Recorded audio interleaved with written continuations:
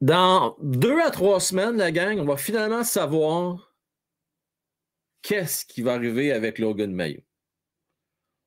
On va se dire, comme je le dis souvent, les vraies affaires. J'espère que c'est une formalité, là. Je peux pas croire que ce jeune-là n'aura pas le droit à une deuxième chance, là. Je veux dire, à un moment donné, hein, il me semble qu'il a fait pas mal patte blanche. On va en parler dans quelques instants, mais bien des sujets, parce qu'il s'est passé quand même pas mal de choses dans la dernière semaine et aussi dans la semaine à venir. Donc, bien hâte de vous jaser ça. On start ce show-là, le show sur la passerelle. Let's go!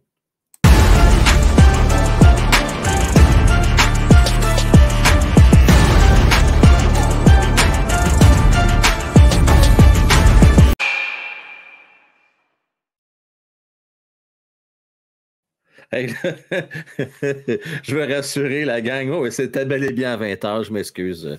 Un petit retard de 1 minute 47 secondes. Des petites choses qui arrivent. Hey, merci d'être là, la gang. Salutations à Yannick Simard, ainsi qu'à Je suis Claudel, Anthony, Pascal Duquette, bonsoir, Benoît Gélino, Canadien 10, Mario Boudreau. Salutations à vous autres, ainsi qu'à Julien Landry Trépanier. Mais bien content de vous retrouver ce soir. Honnêtement, là, je vais être bien franc avec vous autres. Je me suis ennuyé. Même si j'ai fait un show de 4h30 jeudi, c'était un triple. Écoutez, c'est un programme triple, c'est pas un programme double, c'est un programme triple. Donc oui, on a fait pas mal d'overtime, entre autres, je veux le souligner encore une fois, gracieuseté de Mario Boudreau, mais de plusieurs autres également qui se sont mis de la partie, entre autres Kepler et Doc Holliday. Même Jean-Maurice, en tout cas plusieurs, c'était bien fun. Un beau moment, bien agréable. Ouais, on voulait parler, en fait, je voulais parler de Logan Mayo.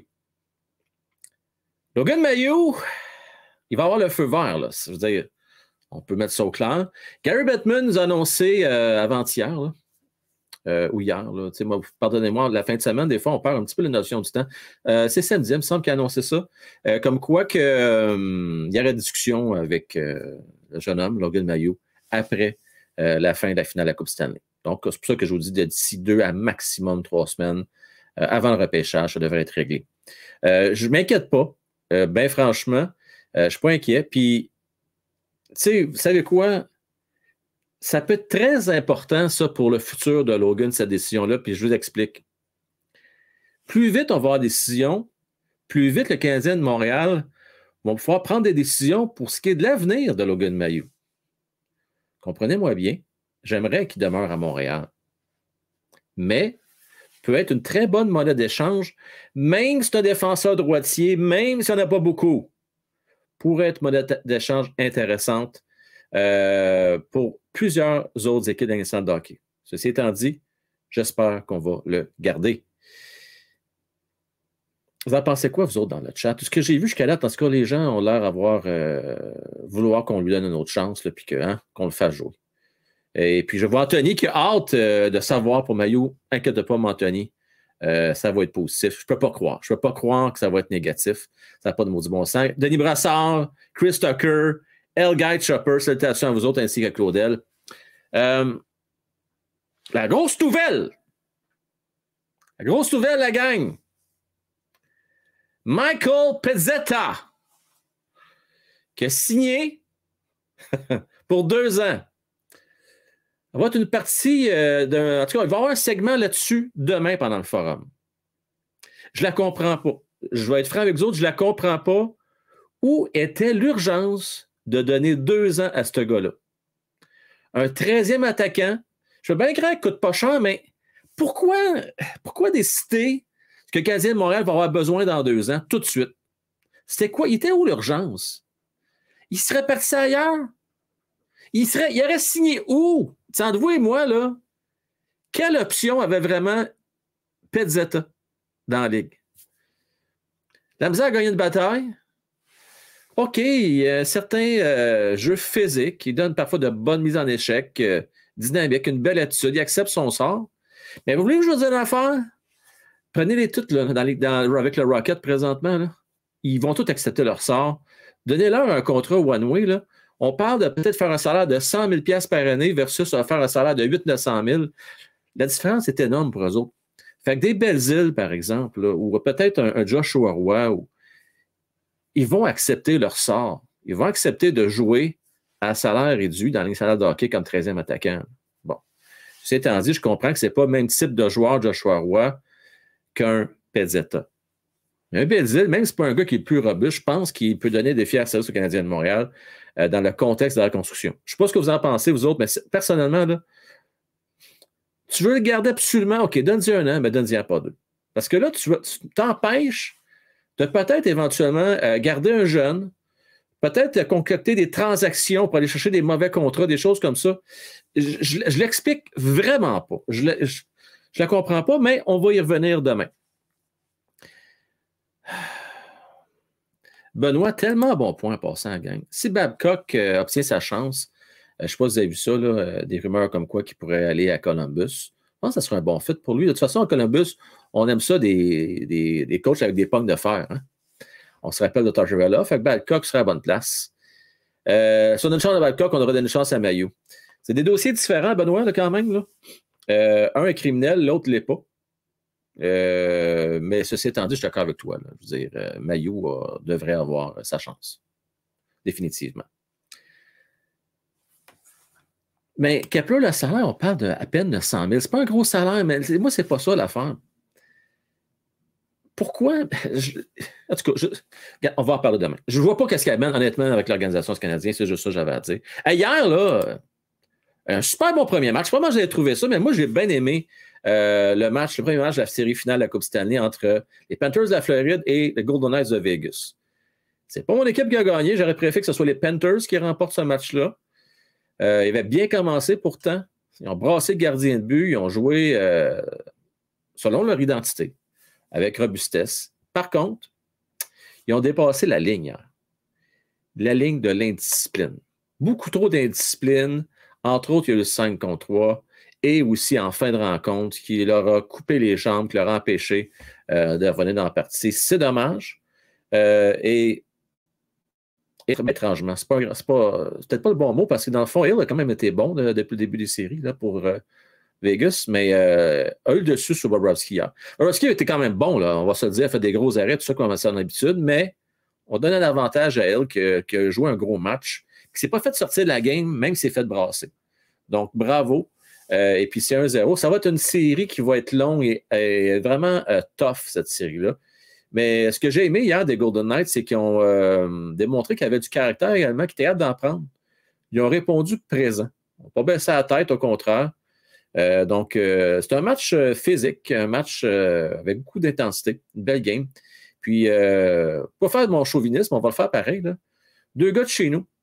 On a commencé avec Marchessault, qui a marqué dans cette rencontre-là un but important pour ramener Vegas dans le match. Et aussi, le deuxième but des Panthers, n'oubliez pas Anthony Duclair, qui a ramené ça à égalité. Encore une fois, tu sais, quand que les gens se disent « Ah, pourquoi Frank, c'est souvent des Québécois, là, pas important. Je vois souvent des messages comme ça. Là, c'est une généralité que je vais vous dire. Ça peut être aussi vrai pour un Ontarien, peu importe la nationalité, mais plus particulièrement au Canada, c'est plus dans nos racines de vouloir gagner la Coupe Stanley. C'est un rêve d'enfance. Un petit jeune européen, son rêve, c'est de remporter la médaille d'or. Un jeune Canadien ou Américain, c'est de remporter la Coupe Stanley. Ça ne veut pas dire que les Européens ne veulent pas gagner la Coupe, c'est pas ça. Je parle juste de question de... C'est plus dans les racines. On comprend plus l'importance. C'est pour ça que certains joueurs, on les voit un peu plus absents pendant les séries éliminatoires. Maintenant, il y a des exceptions dans tout. Il y a des Québécois qui ça se traîne les pieds pendant les séries. Puis il y a des Canadiens qui se traînent les pieds. Puis des Américains également. On pense à Matthews, par exemple. Mais souvent, vous allez voir des gars clutch. Regardez David Perron. C'est un autre exemple, ça. Un gars correct qui est bon en saison régulière. Mais en série, là, c'est une machine. Daniel Brière, c'était la même affaire. C'était une machine. Pominville, même affaire. Il y en a plein d'exemples que je pourrais vous donner. Vous avez le pointage en bas de l'écran passant toujours 1-0 pour les Remparts. C'est la Coupe Memorial ce soir. Ben oui, la finale. On est derrière, bien entendu, Québec, parce qu'on veut que Patrick Roy tire sa révérence avec une deuxième Coupe Memorial. Ça serait super pour son CV. Selon les rumeurs, les Rangers pourraient être intéressés à Patrick Roy. Donc, du moins, ils vont le passer en entrevue. C'est déjà ça. Est-ce qu'ils vont tenir ce service? Ça reste à voir. Kepler qui est satisfait du salaire. Kepler, c'est correct, là, mais moi, j'aurais attendu. Il n'y avait pas de presse. Pas de presse, pas de presse, pas de presse. Pas de presse. J'aurais attendu, moi, personnellement. Caulfield!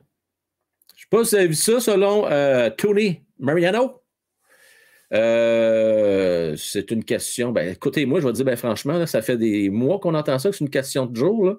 À un moment donné, ça devient difficile, là, ça devient quasiment gênant de dire que c'est une question de jour. Mais je pense qu'il a raison. Je pense que c'est une question de jour. Puis je vais vous expliquer mon hypothèse. Je n'ai pas lu, j'ai juste vu les manchettes. Fait que je n'ai pas regardé son vidéo ou quoi que ce soit. Fait que c'est ma propre opinion de la situation que je vais vous donner là. Je vois deux cas de figure pourquoi ça va se faire sous peu. Un, je pense que le Canadien de Montréal attendait de voir, et pas juste le Canadien, là, l'agent, Pat Brisson, également la même chose, attendait de voir la cap salaire pour se rendre à combien. Et là, selon des Athlétiques, on parle de 1 million de dollars de plus. 1 million de plus, c'est pas beaucoup. Donc là, Caulfield ne pourra pas demander un 8,5 par année. Alors, selon Tony Mariano, on parle entre 7 et 8. Donc, moins que Nick Suzuki. C'est tant mieux. Si on peut l'avoir à 7,5, moi, je capote. Je vais vous faire une prédiction, là. 7,75 pour 7 ans. Mais ça, c'est une prédiction que je vous fais là. Si c'est le cas, bien bravo. Bravo, c'est un risque calculé. Puis c'est parfait pour les deux parties. On compare, oui, c'est un futur marqueur peut-être de 45-50 buts, Caulfield, mais ça demeure un joueur dimensionnel. Je ne pense pas qu'il va avoir des productions à la Robertson. On ne peut pas le comparer à Robertson. On ne peut pas comparer peut-être à un Kaprizov. C'est ça qui arrive. Là. Caulfield, joueur unidimensionnel, mais très important, très difficile d'avoir des gars de 52, malgré que ça devient de plus en plus fréquent maintenant dans la nouvelle réalité de la Ligue nationale de hockey. Alors, Caulfield, il faut s'attendre que ça se règle bientôt. Puis l'autre cas de figure que j'avais, j'ai parlé de la masse salariale qui n'augmente pas beaucoup. Puis l'autre affaire, ben, c'est sûr qu'on attendait du côté du Canadien de Montréal également savoir si on aurait eu le premier choix ou pas. Là, on sait qu'on n'a pas le premier choix, fait que ça, c'est réglé. Parce que, imaginez les Canadiens qui ont Connor Bedard, pas sûr qu'on sort la grosse artillerie lourde, puis on lui donne 9 millions par année à Caulfield, vous comprenez? Fait que ça change un peu la donne. On peut peut-être avoir un peu plus de marge de manœuvre pour négocier avec lui. Fait que, moi, c'est mon hypothèse. Je pense que c'est deux choses qu'on attendait. Là, on le sait, c'est réglé depuis déjà 2 semaines et demie, 3 semaines. Là. C'est réglé, on le sait. Même plus que ça va tellement vite. Ça fait longtemps que c'est réglé pour Connor Bedard. Ça fait déjà quasiment un mois. Fait qu'on sait là, qu'on ne l'aura pas. Là, maintenant, il reste juste la masse salariale, puis ça va se confirmer probablement demain. Benoît qui pose la question, est-ce que tu mettrais un A sur son chandail à Caulfield? Non. Il n'y a pas de presse. Pas de presse dans son cas. Peut-être un jour. Pas pour tout de suite, Benoît. Beaucoup trop jeune. Là. Vraiment beaucoup trop jeune. C'est pas la même personnalité non plus que Suzuki. Suzuki, je persiste à dire qu'on lui a donné un peu par défaut. Je ne vais pas y manquer de respect, puis ça fait longtemps que je dis je veux que ce soit Suzuki qui l'aille. Mais c'est parce qu'on n'avait pas de vétéran qui avait les qualités requises. Le seul qui les avait peut-être, c'est David Savard, mais on préférait, je pense, y aller avec quelqu'un qu'on sait qui va être longtemps à Montréal. Un peu comme on l'a fait avec Koivu dans le temps. Il y a bien des équipes de hockey qui font ça, Benoît, qui le donnent aux joueurs qui savent qu'ils vont rester. Il y a signé un contrat de 8 ans, là, fait que ça vient un peu avec. Donc, non, je ne donnerai pas de A. Je voudrais vous parler, ben oui, je sais, encore une fois, de Pierre-Luc Dubois. Ben oui. Pierre-Luc Dubois. Il n'y a pas de presse, la gang. Il n'y a vraiment pas de presse. Et il n'y a rien qui va se faire, ça c'est sûr, avant le repêchage. C'est au repêchage que les choses vont se décider. Puis, c'est pas les Jets de Winnipeg qui ont le gros bout du bâton dans ce dossier-là. Donc, est-ce que Pierre-Luc Dubois va bouger? Il y a des grosses chances. Si Pierre-Luc Dubois ne bouge pas, c'est parce qu'il va signer un contrat à long terme avec les Jets. Sinon, je ne peux pas croire qu'il va signer qu'un an à Winnipeg. Je ne crois pas à ça. Là, ça fait quand même 3 ans qu'il va être là. Ça va être sa 3e année. Si il ne s'entend pas avec Winnipeg d'ici le 1er juillet, oubliez ça. C'est sûr que si ce n'est pas à Montréal, il va être transgé quelque part. Donc, c'est une question de temps, ça va se régler. Je vais vous parler un petit peu de Dubas. Je ne sais pas si vous avez vu ça. Et avec signé quand même un contrat de 6 ans à plus de 40 millions de dollars. Mort de rire, lui. Marché qui va avoir quand même pas mal moins de pression qu'à Toronto. Par contre, il va avoir des grosses décisions à prendre. C'est une situation pas facile, pas évidente pour pourquoi? Parce qu'ils sont à la croisée des chemins, les autres. Leur corps est très vieillissant. Alors, on part d'une situation où tu avais un corps dans la force de l'âge à Toronto, à part peut-être Tavares, qui est un petit peu plus vieux que les autres, mais sinon, il était quand même relativement jeune. Et là, tu t'en vas à Pittsburgh, puis là, on les a signés, entre autres, le temps pour plusieurs années. J'ai hâte de voir qu'est-ce qu'il va prendre comme décision. Je ne pense pas qu'il s'en va là, lui, pour reconstruire tout de suite. Après moi, il s'en va là pour gagner à court terme et peut-être entreprendre une reconstruction dans 2 ans. Mais je ne pense pas que les 2 prochaines années, Pittsburgh soit en situation de reconstruire. Je serais vraiment surpris. Pas avec les gars qu'il y a là. Puis de toute façon, Dubas, jusqu'à date, n'a jamais entrepris une reconstruction du début. Il est arrivé à Toronto, ben, il était quand même adjoint, fait qu'il a fait partie du processus. Il a participé quand même, mais il reste que lui, le processus de reconstruction était déjà entamé lorsqu'il est devenu directeur général à Toronto. Mais j'ai hâte de voir ce qu'il va donner, qu'est-ce qu'il va faire là-bas. Je pense que c'est un directeur général qui. Je pense pas que c'est lui le problème. Honnêtement, je pense vraiment que c'est Brendan Shanahan. Je ne sais pas qu'il est parfait, je ne sais pas qu'il est fait avec des bonnes affaires, mais. Et là, ça a l'air, en plus qu'il y a des rumeurs comme quoi que Keefe resterait encore à Toronto. Moi, ça, j'en reviens juste pas. Là. J'en reviens juste pas, mais bon. Comme c'était la faute à Dubas, ce qui s'est passé à Toronto depuis les dernières années. T'sais. C'est la faute à Dubas depuis 1967 qui n'ont pas gagné de Coupe Stanley. Ouais, non. Écoutez, Toronto n'a jamais eu une aussi bonne équipe de hockey depuis quand? Je ne sais même pas. De mon vivant, j'avais vu une aussi bonne équipe de hockey que ça à Toronto. Même en 93, dans le temps, avec Potvin, avec Pat Burns comme coach, Joe Gilmore et compagnie, je ne pense pas qu'il était aussi bon que cette année. En tout cas, je souhaite bonne chance à Dubas à Pittsburgh. Sinon, dans le monde du hockey, ben, écoutez, en gros, c'est pas mal ça. Je veux vous parler de Mordu de hockey. On a mis à jour, on a acheté 3 joueurs. Je veux remercier encore une fois Anthony ainsi que M. Julien. J'appelle monsieur. Il est encore très jeune, hein, n'est-ce pas, notre Julien. Ainsi que Noah. Noah qui est pris une petite pause cette semaine, responsabilité oblige, mais Anthony a pris la relève de belle façon, a écrit des bons articles cette semaine, donc je te remercie, Manteau, je sais que tu es avec nous autres présentement. Je veux juste vous montrer, je n'irai pas lire les articles, je vous invite à aller les lire. Comme à l'habitude, je vais vous donner le lien, ici même à l'écran. Vous allez voir, Julien et Anthony ont écrit des articles un peu plus fait que d'habitude sur, entre autres, Smith, Michkov et Carlson. Intéressant. Hâte de voir votre opinion là-dessus. Ouais, on pense, nous autres, on pense que Smith est 5e et Michkov 4e. C'est ce qu'on pense. On pense que Michkov devrait être repêché avant Smith. Devrait! C'est ce qui va arriver. Est-ce que San Jose vont le prendre? Ça reste à voir. Mais si je suis directeur général de San Jose, je prends Michkov avant de prendre Smith. Mais ça reste à voir. Toujours possibilité aussi que Fantilli, on garde toujours 2e, là. Mais honnêtement, là, tu enlèves 2 pouces à Fantilli, puis c'est clair qu'il glisse 4e rang, peut-être même 5e. C'est son gabarit qui fait en sorte qu'il est 2e. Ça lui donne un avantage sur les autres. Parce que techniquement, je pense que Smith a plus de talent qu'un Fantilli. Carlson, c'est une valeur sûre, par contre, dans son cas, lui. Là. Tu ne te trompes pas que ce gars-là.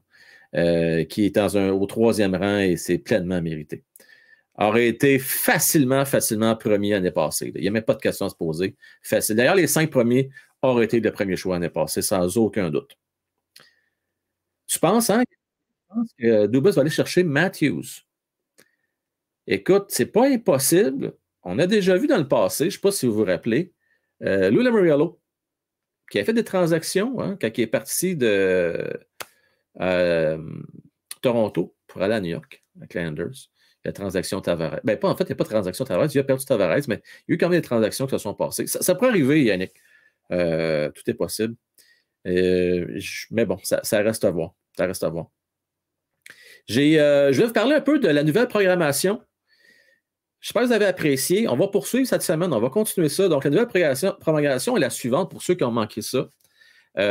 Donc, lundi, le forum. Mardi, on traite de sujets d'actualité du Canadien de Montréal. Le mercredi, c'est vous qui décidez du contenu du show. Vous avez été super la semaine passée. Beaucoup de recommandations, beaucoup de questions, commentaires. Déjà, il y en a quelques-uns que j'ai retenus pour le prochain show. J'en ai déjà quelques-uns en banque. Continuez à laisser vos commentaires, des questions, propositions de transactions. Ça fait toujours plaisir de vous lire, de commenter à l'occasion, puis également de les utiliser pour le show du mercredi.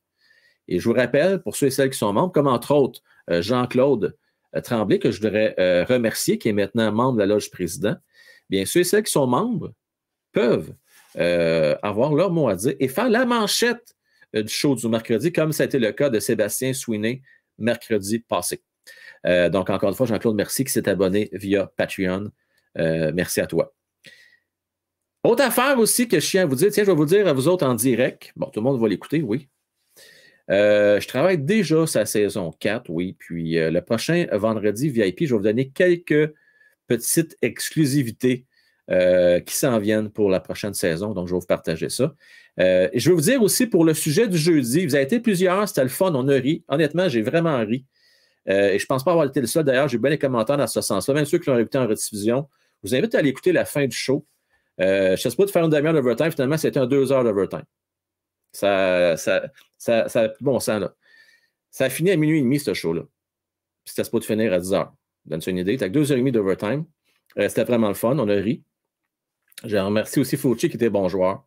Merci à toi, Fauci. Vraiment apprécié. Qu'est-ce que je voulais dire, donc? Je ne me souviens plus. J'ai manqué le fil. Ouais, overtime, non, non, pas d'overtime ce soir, ça c'est sûr. non, commence-moi pas ça. Il ne faut jamais dire jamais, par exemple, que soccer. Jamais dire jamais. non, je vais parler de choses jeudi. Oui, le prochain show, on parlait de technologie. Donc, c'était plus, le dernier, c'était plus, je dirais, humain, émotion, personnalité. Et là, la semaine prochaine, on parlait de technologie. Je ne sais pas s'il y a des fans de techno parmi vous autres. 2 sujets, entre autres. On parlait avec l'intelligence artificielle et le sport. On est chanceux. On a quelqu'un que je connais très, très bien qui fait de la recherche pour l'Université Concordia en intelligence artificielle. Et actuellement, il étudie un nouveau concept qui n'est pas encore là, qui n'existe pas encore, mais qui va avoir de l'impact, qui va avoir un impact important sur la façon que vous allez regarder des matchs de hockey. Donc, c'est super, super intéressant. J'ai bien hâte que vous participiez. En tout cas, il faut regarder ce show-là jeudi. Puis, ensuite de ça, on va parler de voiture électrique. Ça me chicote bien gros, cette affaire-là. Moi, ça me chicote pas mal à part de ça. Puis là, je vous dis tout de suite, moi, je ne suis pas un expert, je suis juste comme bien du monde, je regarde ça aller. Puis je me pose la question. C'est vrai ou c'est pas vrai que c'est vraiment bon pour la planète, les voitures électriques? Alors, quand vous regardez les côtés positifs, puis les côtés peut-être un peu moins positifs. Vous allez voir que pour le Québec, ça peut être positif parce qu'on a l'hydroélectricité qui est une énergie propre. Mais si tu es obligé d'avoir des usines au charbon pour alimenter ton électricité, pour charger ton char électrique, et où la logique? Il va falloir un moment donné qu'on m'explique des affaires. C'est peut-être moi qui ne catche pas. Il y a quelque chose qui ne marche pas là-dedans. À quelque part, c'est de déplacer le problème ailleurs. Mais bon, on va discuter de ça. On va regarder les pour et les contre, entre autres. Ben, ça s'en vient, là. En 2035, dans 12 ans, on ne pourra plus vendre de voitures à essence. Fait que ça va être les 2 sujets, entre autres, qu'on va avoir jeudi prochain. J'espère que vous êtes là en grand nombre. Merci en passant à vos commentaires. Les commentaires très constructifs, positifs, intéressants. Comme vous avez très, très actifs. J'aime bien ça. Ben, cool. Toujours en 0. On est en milieu de deuxième période entre les Remparts et Seattle. Seattle, là, je regardais ça tantôt là, sur papier.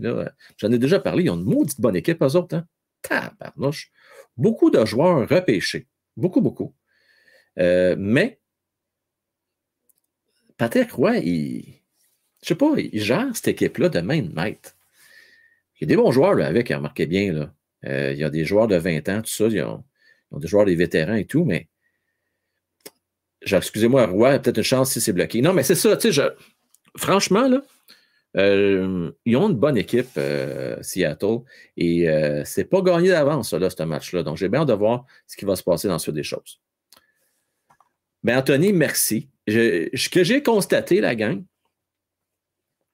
j'ai une parenthèse, je vais vous en parler un petit peu. Là, j'ai toujours une petite réticence de faire des choses de vérité. J'adore faire ça. C'est juste que ça demeure une chaîne qui est connue parce que je parle de hockey sur cette chaîne-là. Fait que ma petite crainte, attendez, c'est que si je fais de variété, les gens qui ne sont pas habitués à ça, ils vont-tu décrocher, tout ça. Mais je sais que les hardcore fans là, qui nous suivent depuis longtemps aiment la formule. Fait que je pense que ça vaut la peine de l'essayer. Oui, ça vaut la peine. Tu sais, moi, il y a quelqu'un qui m'a dit un jour, avec beaucoup de justesse, ce qu'elle aimait des shows de variété, c'est que ça permet de voir des choses qu'à temps normal, tu ne regarderais pas. Parce qu'on a tendance, surtout dans le monde de consommation qu'on est aujourd'hui, on consomme ce qui nous intéresse, right? Et c'est fun d'ouvrir nos horizons de temps en temps puis apprendre d'autres choses. C'est bon, c'est sain, ça. C'est sain aussi d'avoir des débats de société puis de voir les deux côtés de la médaille. En tout cas, moi, c'est ma philosophie. Là. Je sais que c'est dur dans le monde dans lequel on est aujourd'hui, que c'est très polarisant. Tu n'as pas le droit de poser des questions. Il faut que tu tranches d'un bord ou de l'autre, mais c'est pas tout n'est pas noir et blanc dans la vie. Des fois, il y a des zones grises qui existent. C'est pas parce que tu es gris que ça veut dire que nécessairement tu prends position pour une part ou un autre. En tout cas, j'espère que vous allez apprécier ça. Je veux dire un petit salut à Sceptique aussi qui m'écrit. Je trouverais ça vraiment cool. Il y a plusieurs personnes qui ont fait le test de la personnalité. C'était cool de vous relire et de voir, je trouve vraiment que ça me ressemble. Peut-être moins celui-là, tout ça. Si là n'est pas fait, je vous invite à le faire. Ça prend à peu près 15 minutes, maximum 10-15 minutes, là. Mais c'est très, très impressionnant de voir les résultats. En tout cas, moi, j'ai bien, bien aimé ça. La gang, Yannick, tu retourneras 100%. Ben, c'est ce que je pense faire, Yannick, comme la même recette l'année passée. Donc, pendant l'été, fin de saison, donc je vais avoir, comme d'habitude, je vais toujours faire du hockey, c'est certain, mais avoir un show de variété par semaine. Mais oui, je vais revenir à 100% hockey à l'automne, simplement parce qu'il y a beaucoup plus de sujets à traiter l'automne que pendant l'été. L'automne, la saison recommence, ça, puis on ne manque pas de matériel. Là. On vient de marquer, c'est 2-0 Québec, le sautant. Oh là là. Là, c'est parti. 2-0, un gros but très important. Non, Yannick, mon point, c'est ça, c'est le suivant, c'est que si je vais faire ça full-time, là, temps plein, là, probablement que j'aurais un show de variété à toutes les semaines. J'aime bien ça, je le ferai tout le temps. À un moment donné, tu as toujours de faire des choix, par manque de temps. Là. Mais tu sais, le vendredi VIP, c'est un petit peu ça. C'est un peu ça. Mais vu qu'on est une communauté hardcore fan de hockey, ben souvent qu'autrement, on parle de hockey pas mal tout le show du vendredi, mais ça sert un peu à ça aussi de temps en temps de parler autre chose que de parler juste de hockey. 2-0, oui, Malatesta qui vient de marquer exactement. Je vais mettre ça à jour tout de suite. Je vais avoir une nouvelle vidéo de fin. Parce que, bon, on met déjà à jour les nouveaux membres ainsi que les plus généreux du mois de mai. Ça a déjà rendu juin, ça passe tellement vite, donc ça devrait être disponible dès demain. Je souhaite une belle fin de semaine qui en reste, la gang. J'espère que vous avez profité du temps un peu plus frais, mais quand même, on a un beau week-end. Puis on se donne rendez-vous demain dès 20h. Et n'oubliez pas, si vous l'écoutez en rediffusion, de liker, parce que ce vidéo-ci est destiné uniquement en direct pour les membres du Vestiaire des Pros. mais vous allez avoir une autre version qui va être disponible dès minuit ce soir. Donc, merci à vous autres de liker ce show-là et je vous dis à demain la gang. Yannick, Canadien 10, Anthony, Denis, Mario, Chris Tucker, Kepler, Benoît, tout le monde. Ciao, bye.